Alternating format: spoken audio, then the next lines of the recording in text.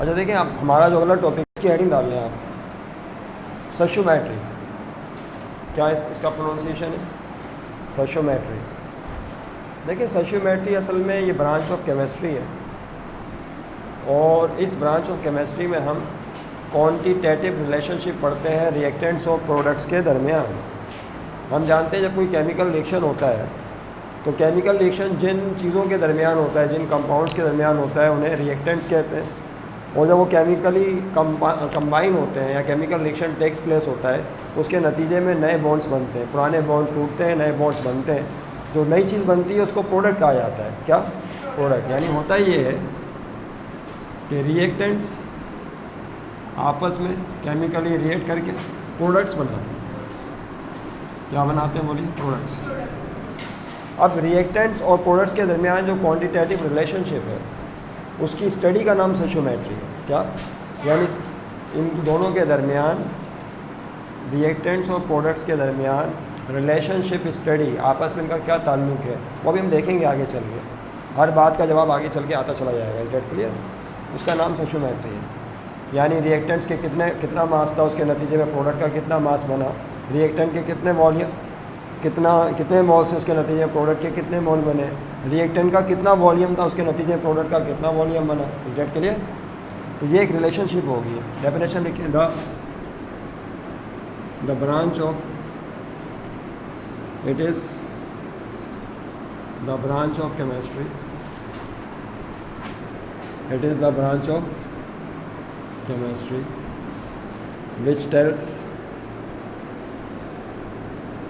which tells the quantitative, मिकदारी तौर पर, मिकदार, मास, मोल्स, वॉल्यूम, मिकदार, क्वांटिटेटिव रिलेशनशिप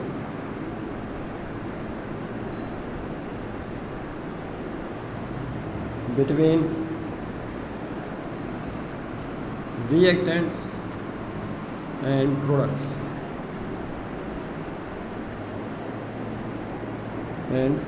इसकी मैं आपको एक मिसाल दूँ।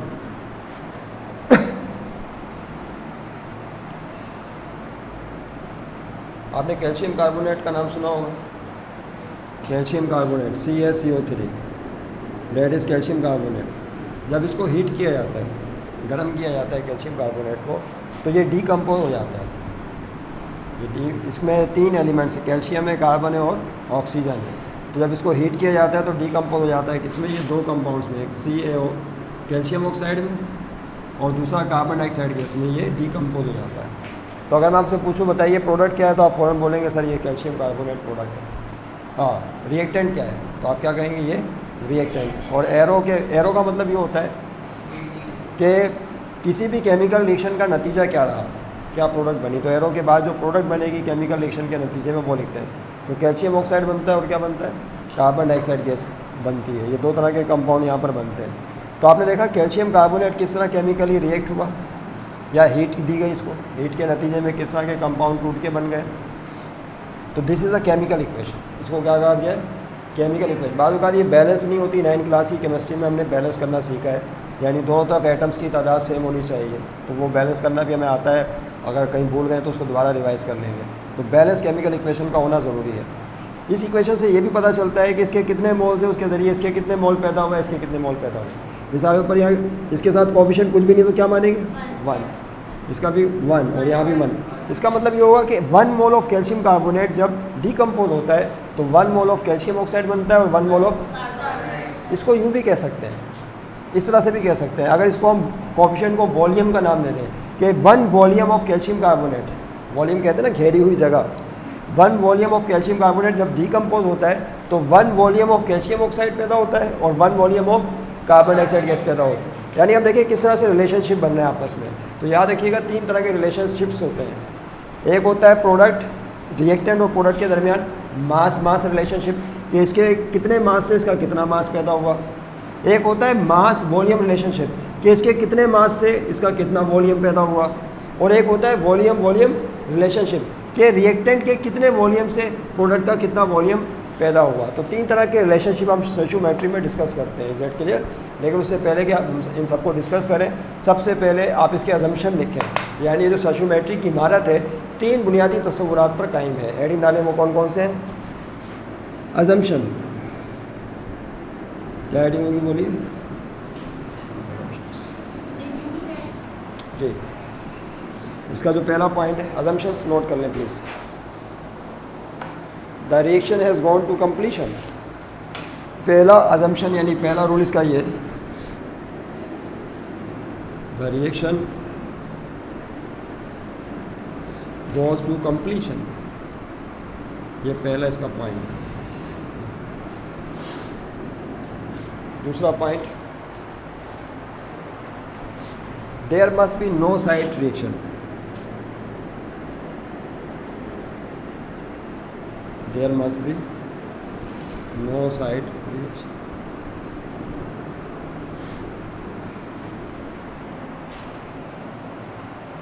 There must be no side reaction. और तीसरा है लॉ ऑफ केमिकल कॉम्बिनेशन के laws. Law of chemical combinations, ये आपने 9th क्लास में पढ़े। Must be obeyed, must be obeyed. तो ये 3 आपने याद रखना। इसके अजम्पशन से पहला क्या है? The reaction goes to completion, यानी जो भी केमिकल रिएक्शन हो रहा है वो मुकम्मल हो जाना चाहिए, यानी रिएक्टेंट से जो भी प्रोडक्ट बननी है मुकम्मल तौर पे बन जाए, कुछ रह ना जाए। दूसरा क्या है? There must be no side reaction, अब बीच में कोई साइड रिएक्शन भी नहीं होना चाहिए। एक मिसाल लेके इसलिए चल रहे हैं कि कैल्शियम कार्बोनेट को डिकम्पोज कर रहे हैं तो सब जानते हैं कि 2 कंपाउंड बनते हैं, लेकिन ऐसा नहीं हो कि वो एटमॉस्फेयर के साथ किसी और एलिमेंट के साथ रिएक्ट करके कोई तीसरी चीज़ भी बना ले। कोई साइड रिएक्शन नहीं होना चाहिए। अगर डॉक्टर ने आपको फर्ज कर लें कि सर के दर्द की टैबलेट दी है, तो अगर आपने सर के दर्द की टैबलेट दी है तो सर का दर्द ख़त्म हो जाना चाहिए, लेकिन ये नहीं होना चाहिए कि उसके साथ जो है ना लेग पेन शुरू हो जाए या उसके साथ आंखों में दर्द शुरू हो जाए। ऐसा नहीं होना चाहिए। ये साइड रिएक्शन कहलाता है। जिस तरह मेडिसिन के साइड रिएक्शन होते हैं ना, इनको साइड रिएक्शन कहा जाता है। इस तरह ये केमिस्ट्री में केमिकल रिएक्शन के भी साइड रिएक्शन होते हैं, तो साइड रिएक्शन नहीं होना चाहिए कोई, याद रहे, वरना फिर स्टैचोमेट्री के को सही तरह फॉलो नहीं कर पाएंगे। और तीसरा क्या है? लॉ ऑफ केमिकल कॉम्बिनेशन, ये आपने 9 में पढ़े थे। कितने थे? इनकी तादाद 4 थी। पहला पढ़ा था law of conservation of mass, याद है आपको? तो लिवाइजर ने दिया था। लिवाइजर ने क्या कहा था कि मास के neither be created not be destroyed but it can be converted from one form to the other form, के मास को ना तो हम पैदा कर सकते हैं ना ख़त्म कर सकते हैं, एक शक्ल से दूसरी शक्ल में चेंज कर सकते हैं। ये इस तरह का लिवाइजर का बयान था। यानी इसका मतलब है कि जो मास रिएक्टेंट का होगा वही मास किसका होना चाहिए? मिसाल पर अगर आपने ये 100 ग्राम कैल्शियम कार्बोनेट जलाया है तो उससे जो रिएक्टेंट प्रोडक्ट बन रही है वो भी टोटल कितनी होनी चाहिए? 100 ग्राम ही होनी चाहिए, ना उससे ज़्यादा ना उससे कम। तो law of conservation of mass हो गया, sir law of fix proportion हो गया, लॉ ऑफ रेसिप्रोकल प्रोपोर्शन हो गया। यानी जो भी लॉज हैं, ज़्यादा मशहूर तो शुरू के 2 हैं। पहला कौन सा है? Law of conservation of mass, और दूसरा लॉ ऑफ डेफिनेट प्रोपोर्शन। ये 2 लॉज लाजमी फुलफिल होने चाहिए। इन अजम्पशंस की बुनियाद पर आप स्टैचोमेट्री को स्टडी करेंगे। Is that clear? अच्छा, उसके बाद जो क्वान्टिटेटिव रिलेशनशिप है वो कितने बताएं आपको? 3 बताएं। कौन कौन से? हेडिंग डालें। There are 3 quantitative relationships. There are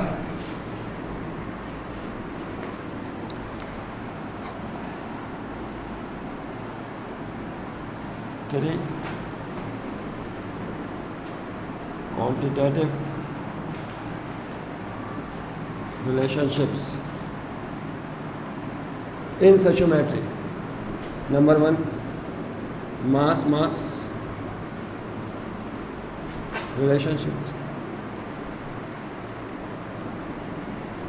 दूसरा कहलाता है मास वॉल्यूम रिलेशनशिप। कौन सा? Mass volume relationship.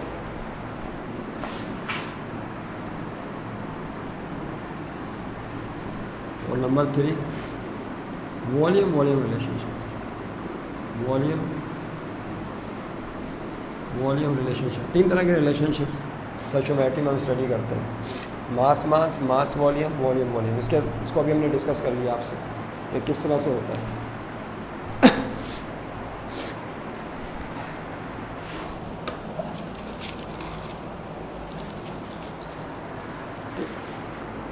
अब इनको हम मिसालों से समझेंगे। हमारा जो पहला होगा वो क्या कौन सा होगा? मास। यानी हम यहाँ पे रिएक्टेंट और प्रोडक्ट के मासेस के दरमियान रिलेशनशिप बनाएंगे। याद रहे कि जब हम ये काम करेंगे तो मोल्स का फार्मूला क्या होता है, नंबर ऑफ मोल्स का, वो हमें अच्छी तरीके से आना चाहिए। मास ऑफ सब्सटेंस का फार्मूला क्या होता है, हमें अच्छी तरीके से आना चाहिए। यानी जो शुरू में हमने प्रैक्टिस कर ली है वो हमें अच्छी तरह से आनी चाहिए। नंबर ऑफ मोल्स का फार्मूला क्या बताया था? Mass of substance divided by molecular mass. इसी तरीके से अगर आप चाहें तो मास ऑफ सब्सटेंस यहाँ से अलग करें तो मॉलिक्यूलर मास को इधर भेज दो, तो number of moles multiply by molecular mass. यानी ये चीज़ें आपकी फिंगर टिप पे होनी चाहिए कि अगर मोल्स मालूम करने हैं तो जो मास ऑफ कंपाउंड दिया हुआ है उसको उसके मॉलिक्यूलर मास से डिवाइड करो, और अगर मास मालूम करना हो सब्सटेंस का, कंपाउंड का मास, तो फिर नंबर ऑफ मोल्स को मल्टीप्लाई करेंगे मॉलिक्यूलर मास से। तो ये आपके पास कंपाउंड गिवन होगा तो उससे आपको चीज़ें पता चल जाएंगी उस वक्त डेटा में। समझ रहे हैं बात को? तो ये फार्मूले हमें अच्छी तरीके से आने ही चाहिए जब आप स्टोइकोमेट्री पढ़ रहे हो। तो इस रेट क्लियर? ये मास ऑफ सब्सटेंस का फार्मूला है या कंपाउंड के मास का फार्मूला है, ये उसी से आता है ऊपर वाले से। सही है भाई? अब पहला रिलेशनशिप और पहला जो हमारे पास एग्जाम्पल या क्वेश्चन है वो भी इत्तेफाक की बात है, वो इसी से रिलेटेड है। कैल्शियम कार्बोनेट है, कह रहे हैं कि व्हाट मास ऑफ, क्वेश्चन लिखे मेरे साथ, what mass of CO2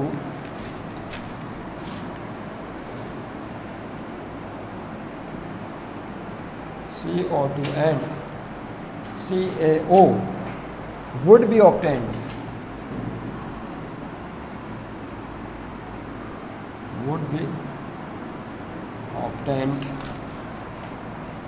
on heating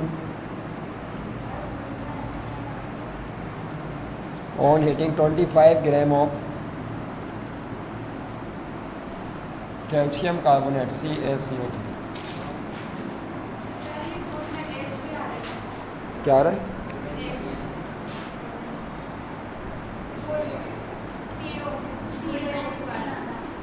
CaCO3 ये अच्छा, हाँ थैंक यू, सही सही सही, thank you, sorry and thank you. अब देखिए इस तरह की चीज़ें भी होती रहती हैं बीच में, तो आप बिल्कुल भी केयरफुल, कोई आपको ऐसा पॉइंट नजर आए तो आप बिल्कुल बताएं ताकि इस तरह की कोई गलती आगे ना चली जाए।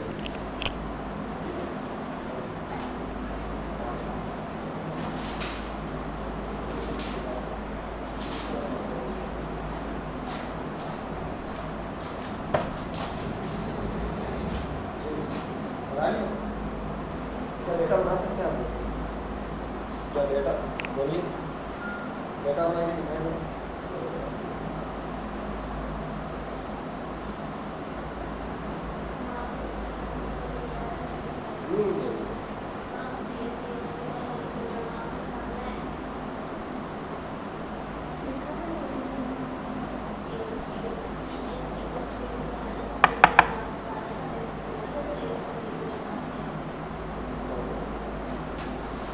अब देखिए इसमें स्टेप्स है, 5 स्टेप्स हैं। अच्छा, इस क्वेश्चन को, इस टाइप के स्टोइकोमेट्री के क्वेश्चन को सॉल्व करने के 2 मेथड है। कितने? 2 मेथड से सॉल्व करते हैं। एक आता है यूनिट क्वेश्चन मेथड, दूसरा आता है मोड मेथड। हम इस क्वेश्चन को दोनों मेथड से सॉल्व करेंगे। फिर आइंदा आपको जो मेथड आसान लगता है आप उसको फॉलो कर सकते हैं। रास्ते दोनों बता दिए जाएंगे, फिर आपकी मर्जी बस रास्ते से भी आप क्वेश्चन सॉल्व करेंगे। समझ लो दोनों आने चाहिए। याद रहे कि सवाल मास रिलेशनशिप के, यानी इसका वॉल्यूम नहीं होता। तो सोल्यूशन में देखिए सबसे जो पहला स्टेप नंबर 1, स्टेप 1 जो आपने लिखना होता है। अच्छा, अभी बताया कितने मेथड इसको सॉल्व करेंगे? 2 मेथड। पहले मेथड का नाम क्या बताया? Unit factor method. Unit factor, और दूसरा क्या आता है? मोल मेथड। मोल मेथड तो ज़्यादा मशहूर है। यूनिट फैक्टर मेथड यानी मोल मेथड से भी जल्दी हो जाता है, यूनिट फैक्टर से हो जाता है। पहले एडिंग आने यही मेथड बने, यूनिट फैक्टर मेथड, ताकि आपको बिल्कुल पता चले कि आप इससे सॉल्व कर रहे हो। ठीक है, ये मेथड 1।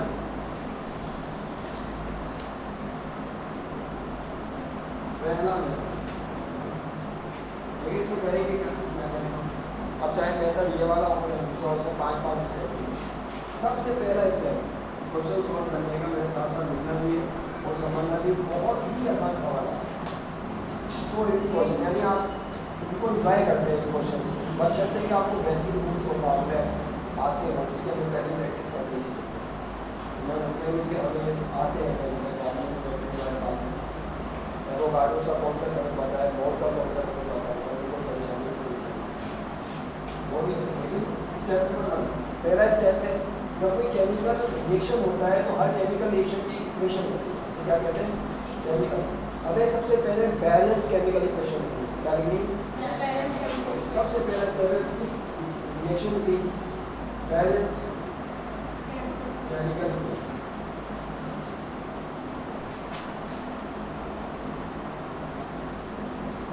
अब देखिए हम क्या क्वेश्चन में इक्वेशन गिवन है, इक्वेशन गिवन नहीं। अब आप सोच रहे होंगे कि इक्वेशन को हिंदी में याद कैसे करेंगे, पहला सवाल उस करने के लिए फौरन आता ही है, इक्वेशन तो दी नहीं है, हमें कैसे पता चलेगा, ये बताइए जब आप सर इक्वेशन ये है ना CO2 and CaO। नहीं इक्वेशन नहीं है, ये तो कंपाउंड से जो बन है, तीन तरह के कंपाउंड्स इन्वॉल्व है केमिकल रिएक्शन, इक्वेशन नहीं की बन बाबा ये ऑर्गेनिक कंपाउंड कहलाएंगे नहीं, अभी हमारा मौजूद नहीं हो सकता ऑर्गेनिक इन्वॉल्व, ऑर्गेनिक की तरह नहीं होता है। अब उनके बाद इसका सरल हो सकता है। ये बताइए बचपन में पहला वर्ड तो हमने उर्दू की सीखी, मदरसे में जाके सीखी, उर्दू जबान किसी मदरसे में नहीं सीखी, तो आ गई कैसे आ गई, पहले मदरसे की कैसे, तो बिल्कुल कैलकुलेट आप इसको सॉल्व करेंगे, बार बार इक्वेशन वो पहली दफ़ा लिखी, फिर दूसरी दफ़ा लिखेंगे, फिर तीसरी दफ़ा लिखेंगे, तो एक वक्त ऐसा आएगा कि ये ऐसे याद हो जाएगी, समझे बात, यानी फिर इसके लिए अलग से आपको प्रैक्टिस करने की जरूरत नहीं, दूसरी बैलेंस केमिकल इक्वेशन की नहीं है, टेंशन बात नहीं है। क्या देखिए नंबर के साथ CaCO3 एरो बनेगी, कैल्शियम ऑक्साइड बनेगा, और क्या बनेगा, ठीक है ना, CaCO। हाँ ये कैल्शियम क्या है भाई। अच्छा अब इनकी जो एटॉमिक मासेस है वो भी भाई इनमें लिखने होने चाहिए। हमारा कैल्शियम का एटॉमिक मास क्या होता है, 40 होता है, कार्बन का क्या होता है 12 होता है, ऑक्सीजन आया 16, ये आपको मालूम होना चाहिए। अच्छा ये बैलेंस है कि बैलेंस का मतलब ये है कि रिएक्टेंट में जो एटम्स है उनकी तादाद और प्रोडक्ट में एटम्स की तादाद सेम होनी चाहिए। रिएक्शन में कितने एटम हैं, एक, यहाँ पे कितने, कार्बन के कितने, यहाँ पे कार्बन का, ऑक्सीजन के कितने, 3, यहाँ पे 1, यहाँ पे 2 कितने हो गए जी, तो समझ लो बैलेंस है। बैलेंस स्टेप नंबर, अच्छा स्टेप नंबर 2 में क्या करेंगे, जिन जिन के दरमियान आपको रिलेशनशिप बनाना है उनको अंडरलाइन करेंगे। बताइए किस किस के दरमियान रिलेशनशिप, आपको ये बताना है कि कैल्शियम कार्बोनेट के जरिए कितना कैल्शियम ऑक्साइड पैदा होगा और कितना कार्बन, बताना ना, कैल्शियम कार्बोनेट से कितना ये पैदा होगा, कितना ये पैदा होगा, ये बताना है, तो उसको आप अंडरलाइन करने का कैसे करेंगे, जिनके दरमियान आपका रिलेशन बनाना। दूसरा स्टेप नंबर 2, ये अब ऐसी बनानी होती है, आप हर दफा स्टेप नहीं लिखेंगे, ये फर्स्ट टाइम आपको समझाने के लिए स्टेप बताया जाएगा। स्टेप नंबर 3, स्टेप नंबर 3 में जिनके दरमियान आपने रिलेशनशिप बनाना है उनके मॉलिक्यूलर मासेस लिखेंगे। क्या यहीं पर ये काम यहीं पर कर लीजिए। बताइए कैल्शियम का मॉलिक्यूलर मास क्या होता है 40, कार्बन का 12, ऑक्सीजन का 16 होता है, और यहाँ पे कितने एटम है 3, 16 का 48। ठीक है, ये चीज़ आपको आ गई है, इन चीज़ों को प्लस होता है ना, सीधा सीधा जी तुम्हारे ये कैल्शियम ऑक्साइड का मेरे पास कैल्शियम का 40, ऑक्सीजन का 16, क्या हो जाएगा 56, कार्बन डाइऑक्साइड का या पहले ही कर चुके 12 प्लस ऑक्सीजन का 16 होता है, 16 प्लस 32 मिल जाएगा 44। इन सबके मॉलिक्यूलर मासेस फोर को हम ग्राम में लेंगे, इसमें सबको ग्राम में लेंगे, 100 ग्राम 56 ग्राम 44, ठीक है। ये स्टेप कैल्शियम का एटॉमिक मास, ऑक्सीजन का 16, दोनों को प्लस करोगे 36 ग्राम है। आपको दोबारा मौका मिल रहा है इधर समझने का, इसलिए से फायदा होता है, ठीक है भाई। उसके बाद देखेंगे क्या होगा, ये बात भी समझ में आ गई। अब स्टेप नंबर 3, स्टेप नंबर 4 में क्या होगा समझ लो, स्टेप दोबारा क्वेश्चन पढ़िए, क्या question, what mass of CO2, बताइए CO2 का कितना मास लेना होगा, कैल्शियम ऑक्साइड का कितना मास पैदा होगा, would be obtained on heating 25 gram of CaCO। Calcium carbonate कितना जलाना है हमने, 25 ग्राम जलाना है। यहाँ पे आप इसमें कोड में जो वो मास लिखेंगे रिएक्टेंट का जो क्वेश्चन में गिवन है कितना 25 ग्राम अगर हो तो उससे कितना कैल्शियम ऑक्साइड पैदा होगा और कितना मास कार्बन डाइऑक्साइड का पैदा होगा, ये बताना है आपको। समझ रहे हो?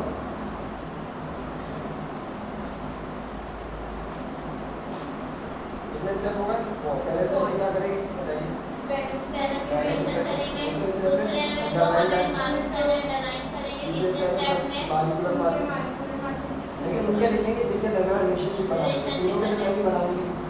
और जिस स्टेप नंबर 4 में जो गिवन होगा आपको 25 ग्राम कैल्शियम कार्बोनेट को हीट करने से कितना अमाउंट का पैदा होगा वो आपको मिलेगा। अब स्टेप 5 में ये भी निकालने जो स्टेप नंबर 5। अब यहाँ पे बकायदा हेडिंग आती है, पहले इसका क्या करना है हमें बताइए। पहले निकालना है मास ऑफ CaCO, याद रखिए और जगह नहीं करनी, हेडिंग डालना mass of calcium oxide. Calcium oxide का मास निकालेंगे।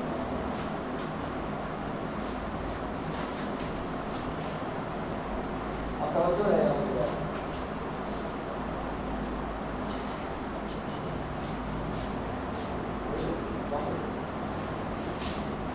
अब देखिए यहाँ पे आपको कैल्शियम ऑक्साइड का मास बताना है, जबकि कैल्शियम कार्बोनेट का मास ये बता रहे हैं 25 ग्राम अगर जलाएं तो कितना मास इसका पैदा होगा। अब आप थोड़ा सा और करें, वहाँ लिखा हुआ होगा कि अगर हम 100 ग्राम कैल्शियम कार्बोनेट को जलाते हैं तो उससे कैल्शियम ऑक्साइड कितना पैदा होगा, 56 इक्वेशन पता चल गया। जी। तो फिर 25 ग्राम पे कितना पैदा होगा वो आप 56 बता सकते हैं, तो पढ़ना पड़ेगा उसको कैसे होगा। ये हमें इक्वेशन बता रही है, यानी कि फ्लो इक्वेशन, केमिकल इक्वेशन से आपको ये बात पता है। अब देखने पर जगह नहीं बचेगी वहाँ इसी स्टेप को समझ लें। जब इक्वेशन से हमें पता चलता है कि जब 100 ग्राम ऑफ, बिल्कुल लेफ्ट से शुरू करना है आपने और छोटा छोटा लिखना, 100 ग्राम ऑफ कैल्शियम कार्बोनेट को जलाते हैं तो गिव्स ये देता है, क्या देता है बताइए, कितने ग्राम कैल्शियम ऑक्साइड देता है, 56 ग्राम ऑफ कैल्शियम ऑक्साइड देता है। ये बात आपको इक्वेशन से पता है। तो 100 ग्राम जलाने पर 56 ग्राम पैदा होता है, तो फिर 25 ग्राम जलाने पर कितना पैदा होगा। तो अब देखिए क्या करेंगे, पहले 100 ग्राम पे आपने निकाला, अब 1 ग्राम पे निकालेंगे, इसमें 1 ग्राम जैसा वो 1 मोल पे निकाला था। तो 1 ग्राम पे क्या होगा, क्या करेंगे 56 को डिवाइड करेंगे किससे 100 से, तो ये पता चल जाएगा 1 ग्राम पे कितना कैल्शियम ऑक्साइड पैदा होगा। फिर ये बता दें कि 25 ग्राम पे कितना होगा, तो आगे क्या लिखेंगे 25 ग्राम इक्वल 25 से मल्टीप्लाई कर देंगे पूरे प्रोसेस को। इसमें से सपोज बहुत आसानी से उसको अच्छी तरह समझ लें, बाकी ये तो उसी बात पर रिपीट होते रहेंगे। क्या है 14 ग्राम आखिर में कौन सा लिखेंगे मास और क्या कैल्शियम ऑक्साइड का जो मास पैदा हुआ वो कितना है 14 या 5।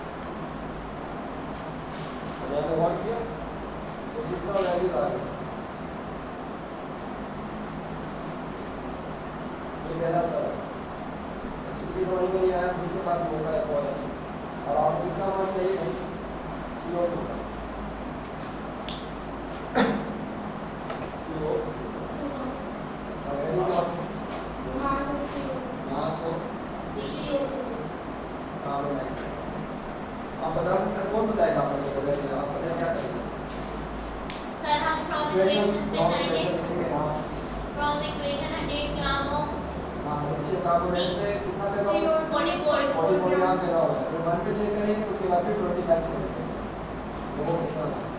तो हम इक्वेशन पे जाएंगे, देखिएगा जो इक्वेशन से बाद हमें पता चल रही है क्या कि मैं यहाँ से 100 ग्राम ऑफ